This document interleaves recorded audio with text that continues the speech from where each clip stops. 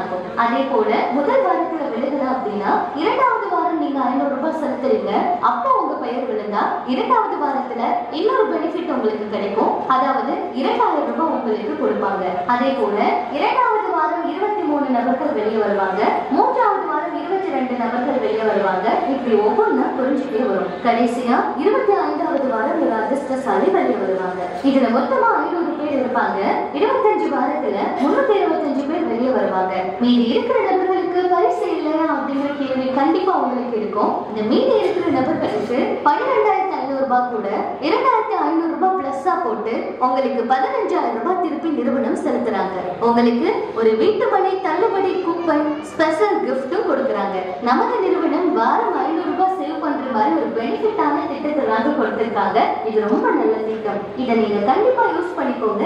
உங்களுக்கு தான் நல்ல பயன் கிடைக்கும். அடுத்து ஆஸ் தள்ளுமலை திட்டத்துல இந்த திட்டம் 25 வாரம் நடக்குங்க.